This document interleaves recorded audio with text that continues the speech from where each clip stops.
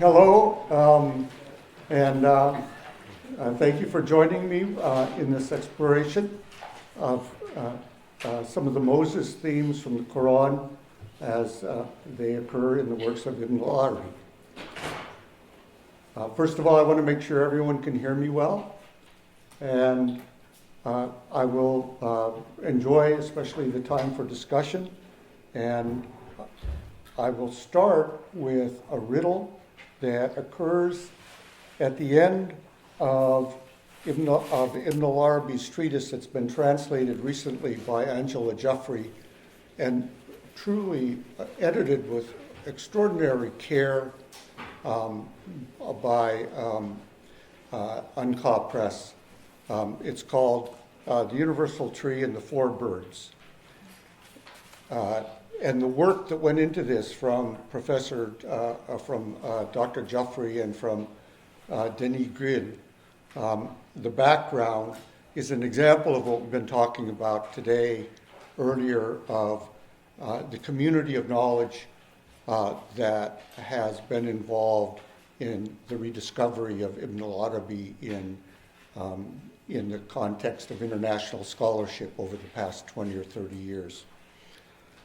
The riddle is this.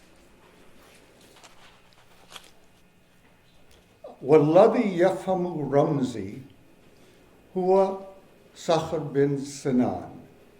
Whoever understands my allusion or my clue, he is Sakhr bin Sinan. So I just want to keep that riddle in the back of the talk. It's the riddle that closes this treatise that I mentioned. Could you read that again?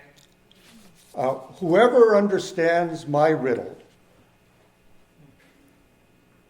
is Sakhr bin Sinan.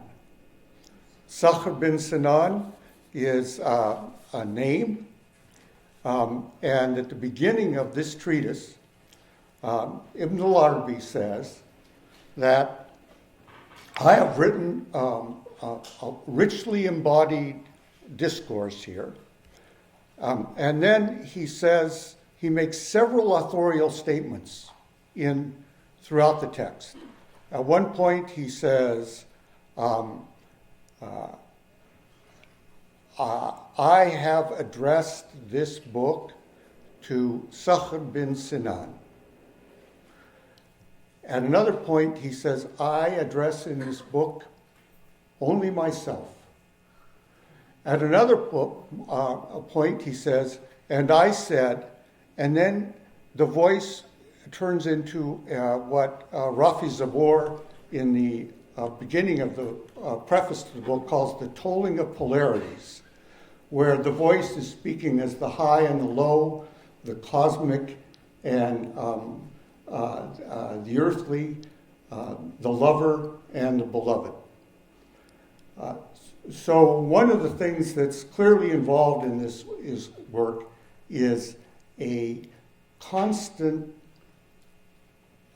reconstruction of the author and of the addressee. Who is speaking and who is being spoken to.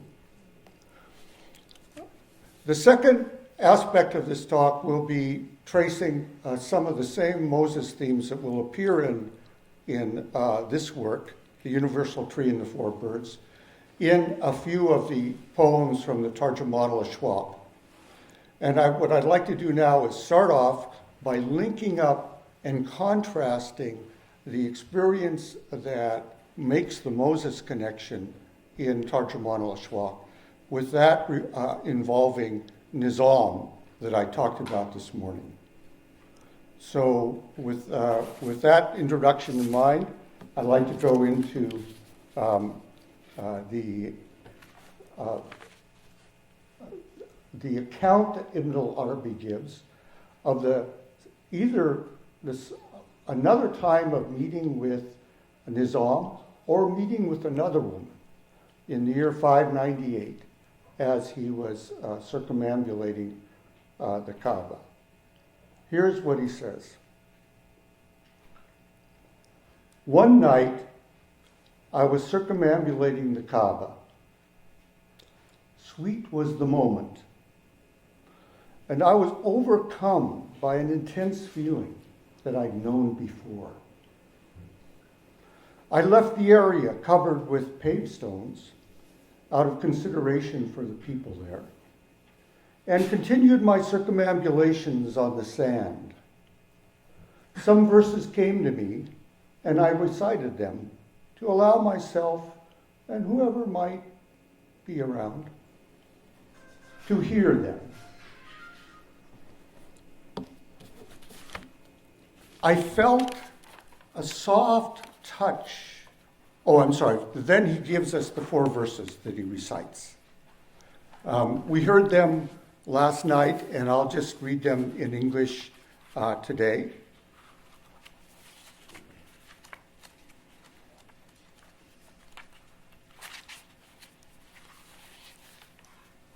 How I wish I knew, if they knew, whose heart they have taken, or my heart knew which high ridge track they follow.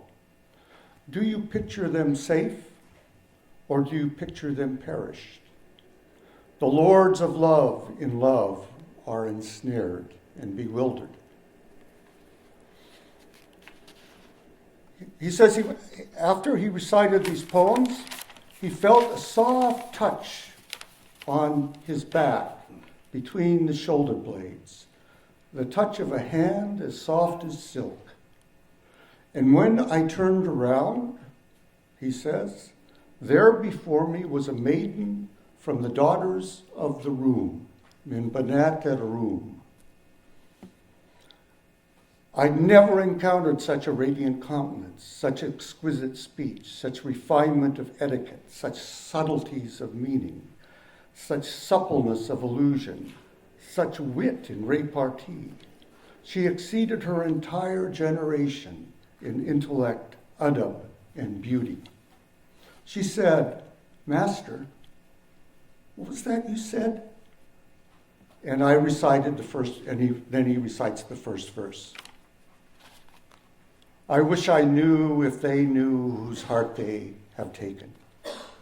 And she says, what a strange thing for one like you to have said, you being a Gnostic of your age.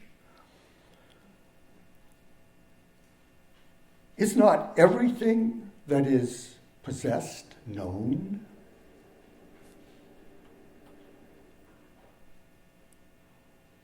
And is there any possession except as a consequence of knowledge? The path is the tongue of sincerity. How is one like you to traverse it? The word for one like you is mithlika. Then she said, what was the next thing you said? And he recites the second verse. And she launches into an even more stinging critique with the same end refrain about the path is the tongue of sincerity. At the 4th verse, she exclaims the following.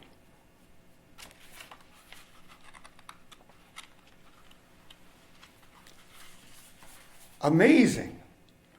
How could it be that the one pierced through the heart by love had any remainder of self to be bewildered? This was the verse about the lords of love being ensnared in love and bewildered. Love's character is to be all-consuming. It numbs the senses, drives away intellect, astonishes thoughts, and sends off the one in love with the others who are gone. Where is bewilderment, and who is left to be bewildered?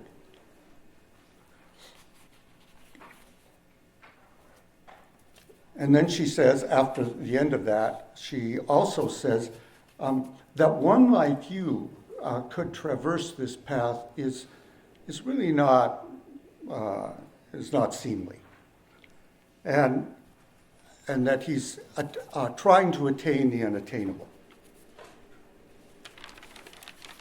He says, "Oh, my niece," a polite response to a young woman he doesn't know. "What is your name?" "Qurrat al-Ain," she said.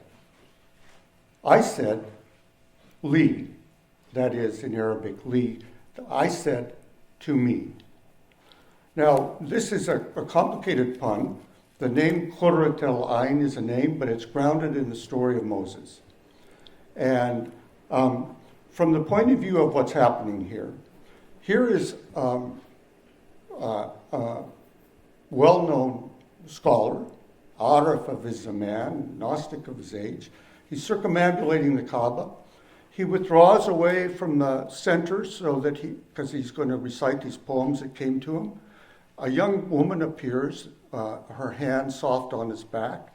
He turns around, they engage in this intense conversation. And she's telling him that there's something really inappropriate about what he's saying. And he asks her what her name is, and she says, Qurrat al-Ain, and he says, which is the softening of the eye, the misting of the eye, the comfort of the eye. It's a term for beauty and radiance. And he says, to me. Then he says she bid farewell and went away. Now, I want to come back to this a little bit because I think there's a key to this in some of the early poems that come after this first poem in the Turjuman. A key to what is happening here. But as we recalled in the morning, Ibn al-Arabi says that he wrote his commentary on the Turjuman after some people criticized him for writing erotic poetry and pretending that it was really had a religious message to it when it didn't. So the critics were saying that what he was doing was inappropriate.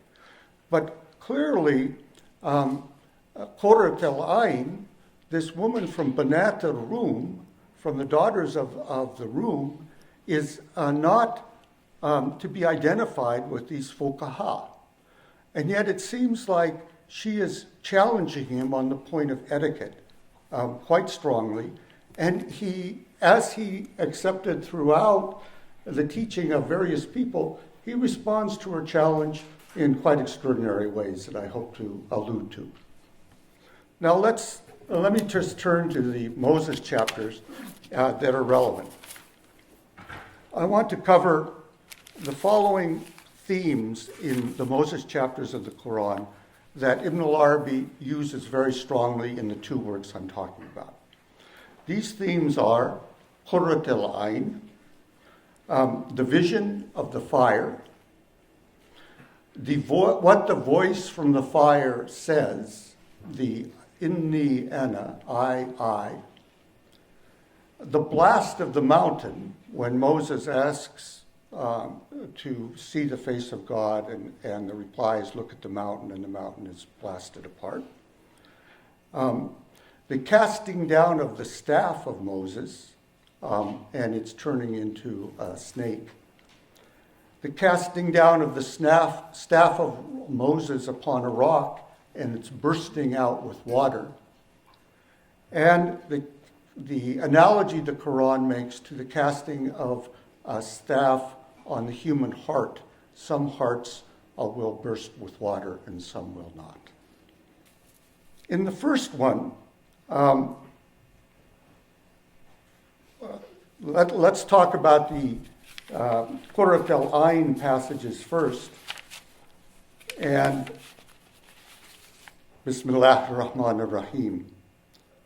وَلَقَدْ مَنَنَّا عَلَيْكَ مَرَةً أُخْرَى إِذْ أَوْحَيْنَا إِلَى أُمِّكَ مَا يُوحَى أَنْ أَقْذَفِيهِ فِي التَّابُوتِ فَاقْذَفِيهِ فِي الْيَمِّ. This is an address to Moses, and it says, we have graced you with favor another time, when we revealed to your mother what was revealed, to throw him, that is Moses, into a chest or a basket and to throw it into the river.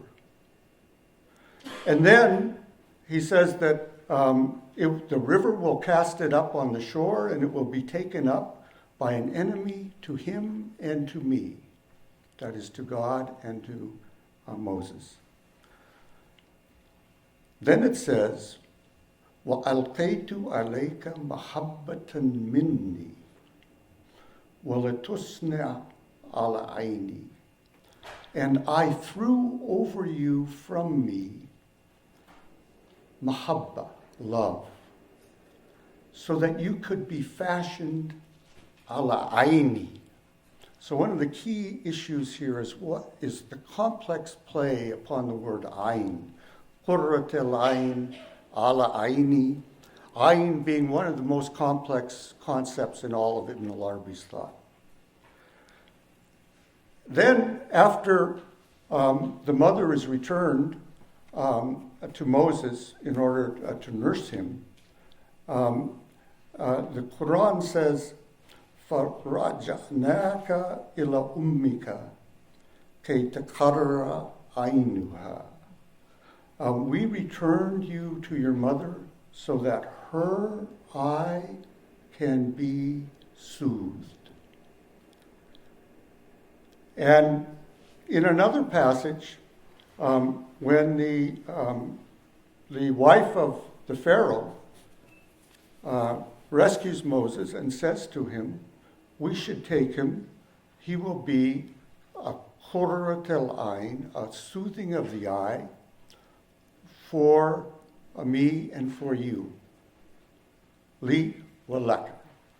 So when Ibn al-Arabi says to Qurrat al-Ayn, li, it is a subtle allusion to that Quranic story. It could be taken as a very kind of inappropriate kind of repartee. I am Qurrat al-Ayn, well, to me, you sure are. And then she leaves, like that. But it's also clearly a reference to the Quran, in which case Ibn al-Arabi is placing himself in the analogous situation of the mother of Moses or of the wife of the Pharaoh. And these kinds of gender reversals in Ibn al-Arabi are very strong, and I think they're a really major part of his work. The second major theme in Ibn al-Arabi's thought that I'd like to talk about has to do with the fire. Moses tells his people that he sees a fire, or what appears to be a fire. He wants to go look at it. Perhaps he can gain an ember for the fire so that they could build a fire and warm themselves. And that fire then became a core concept going back centuries in Arabic poetry. And at the time of Ibn al-Arabi, it was everywhere. And I think it was largely associated and got bound up with Majnun Layla's fire. So one of the most famous poems of Ibn al-Farid, one of Ibn al-Arabi's contemporaries who, as I mentioned this morning, his poems and Ibn al-Arabi's poems relate so strongly to one another, and they were probably in Mecca at the same time. It leads to extraordinary questions about whether they knew of one another's poetry in their lives. Hilnaru Layla Badat Laylan Badi Salami Ambarikun Laha Fizalra'i Fal Alami. Has the fire of Layla appeared in these Salam? Or has a lightning appeared in Zawra and in El Alam? And this notion of a fire appearing or a lightning appearing, and the key concept of laha, this word that we have in English that says appear. Did a fire appear? But I find in early Arabic it has such a stronger connotation than the contemporary word in English appear. It has the connotation of an apparition. That is something that takes over, that comes into view, that you're not sure if you really see it, then you're not sure if it can be real, but it is actually in many ways more than real. And this is the concept that I think Ibn al-Arabi uses very frequently in his love poetry.